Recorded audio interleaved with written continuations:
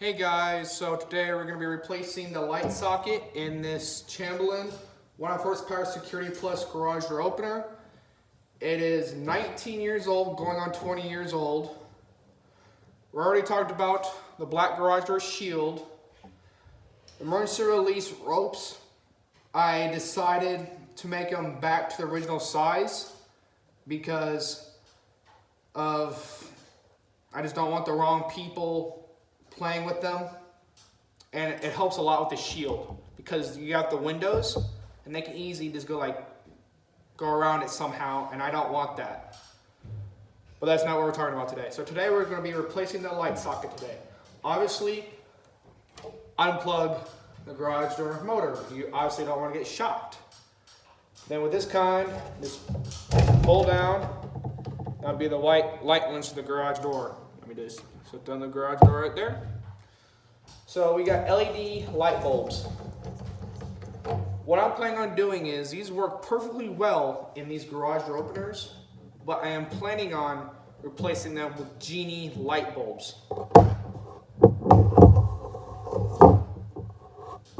So the first thing is, you get yourself kind of like a socket or a flat screwdriver. There's a screw here, here, and here. Start unscrewing them.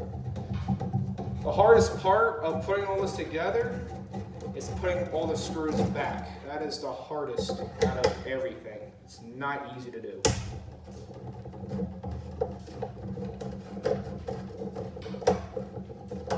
Make sure you hold one side when you unscrew the other side so the whole entire thing doesn't fall down.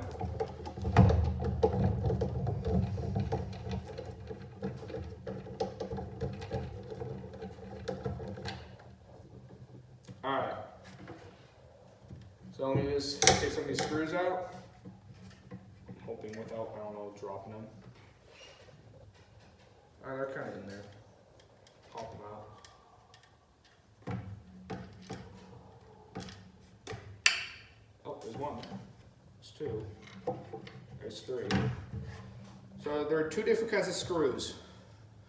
The kind that are kind of like shallow thread, and a kind that's deep threaded. You always want to know the deep thread goes on the bottom. Let me come down here and find that screw. Alright, got it right here. Alright, got all three screws. Don't want to lose those. Alright, put it on top of the unit. So with this kind, we have a crack right here. Because the previous owner probably put a hot of a light bulb and it burnt through it. So what I gotta try to do is I gotta try to pull this out without damaging it worse, and that is not easy to do. But first, undo the wires in the back. Alright, there's that panel right there, and there's the model numbers if you guys want to know, if you guys can see. Alright, so what I did in the back is, so it held up really well. There was a whole lot of cracks. So what is, I mixed up some JB Weld and I spread it around here. To tell you the truth, I kind of forgot about it. It looks like it's been holding up pretty good. I wish I had the original plastic parts to it so I can put it back together. See if I can do this. You know what? It's an old light socket, so I'm going to get my pair of needle nose pliers. If you have an old crispy board like this, I recommend doing this too. Is right here in the tab. Don't know if you can see that or not. Kind of like crimp it, and kind of like have it come out like that. Board right there. Let's get the old light socket, compare it to the new light socket.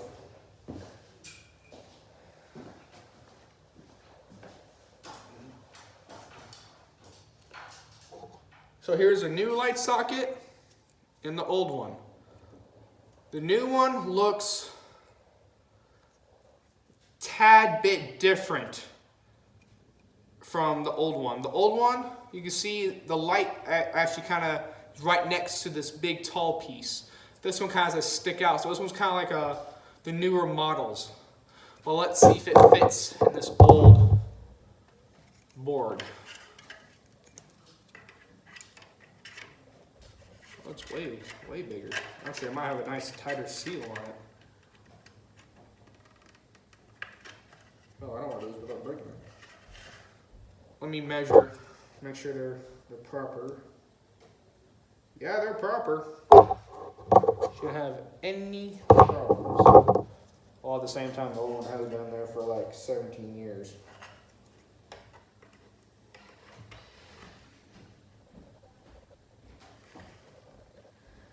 Only worries I have by doing this is breaking the plastic. I do not want to do that.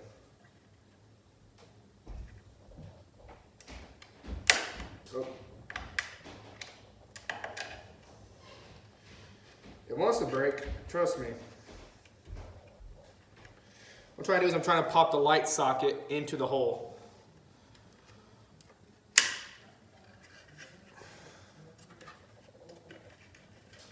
Almost there. I'm going to get my pair of needle nose pliers and pull it all the way through.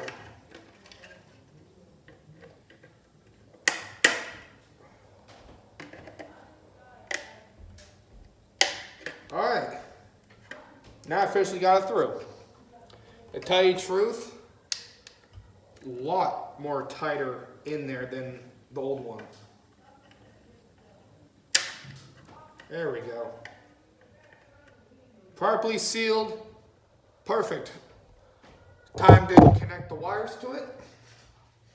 The small terminal is for the white wire, and the big one's for the orange. Oh, I stand by. The white wire goes to the big one. Alright, before I button and put everything back together, let me plug the unit back in really quick. Alright, so you heard a click. Put an LED light bulb in there.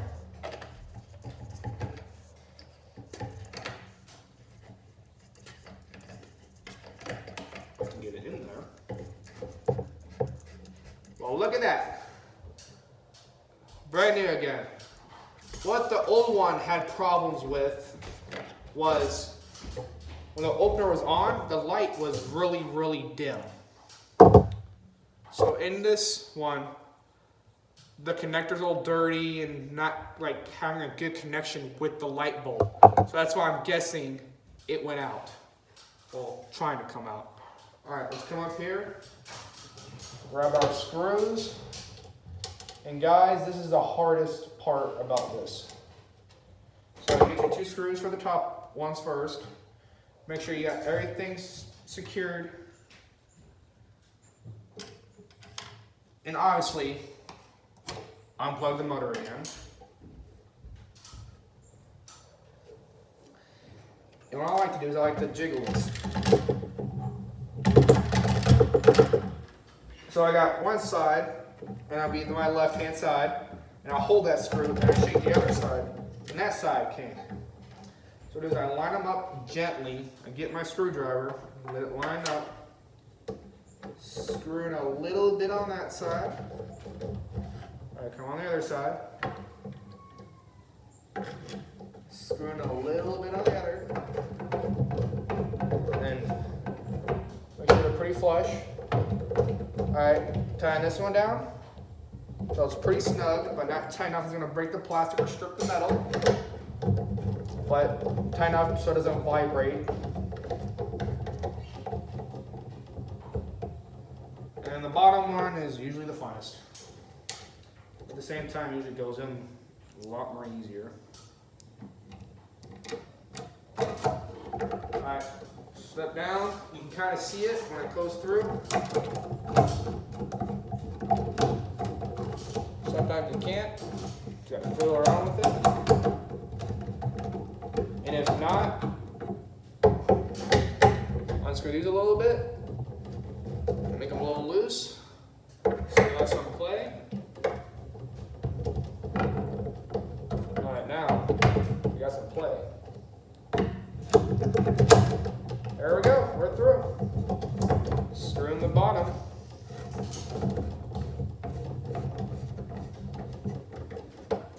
The bottom will be extra careful, but not over tightening because there's a nylon piece that puts it to plastic to metal. We get everything secured. Plug in the garage door motor. Then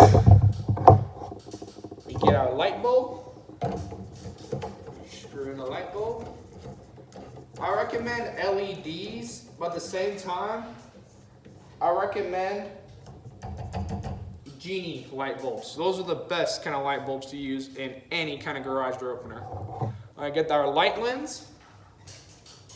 Got connections on the bottom. Get them in place. Any excess dirt or dust off of them. Alright guys, that is my video on how to install a brand new light socket if you have an old light socket that needs to be replaced, or that needs to be replaced because it got burned or you put too high on that light bulb.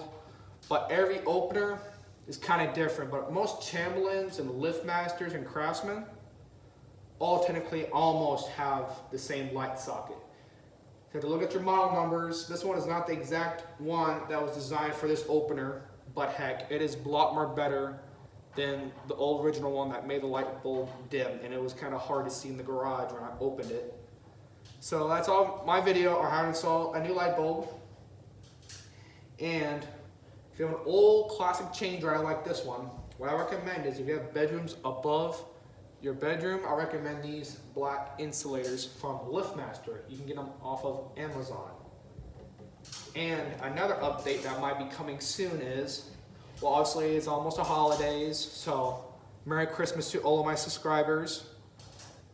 Well, I told you guys I have two openers, a LiftMaster 1265 and another LiftMaster 1/3 horsepower chain drive. I forgot the model number of it, but you guys will see that. I'll have it mounted on my left-hand side of my garage door. Do not want to take this down because it's such a classic unit. I got the wires of my 1265 all fixed. The only thing I need to do to it now is get two new light lenses because the old ones, I never got them with the operator. So I want to make sure I get the light lens for that operator. These light lenses will actually work with the 1265. They need a new motherboard and two new light bulbs. Everything I have the safety sensors, the wall control, the remotes. Then I got my other LiftMaster. That one needs a new motherboard too. And then I got both new working operators. I might keep them, and that's why I plan on doing is because I like classic operators. Like eventually we're planning on replacing our doors. We might knock out some walls and replace them with CHI 8-foot garage doors. These chain drives, we might put them back up, or for a fact, what I'm going to do is I'm going to take them apart, clean them, then put them back together again, make sure they're running properly, then have all the limits on a piece of paper, then put everything like in a box like it was brand new, and then whenever I need to use it, or if I ever buy a home, heck, I might put these nice operators in because they're pretty loud, at the same time they're pretty reliable. This one's going on, both of them are going on 20 years old, and haven't had any problem with them. The previous owner didn't care about them, so that's why they're in a pretty bad shape.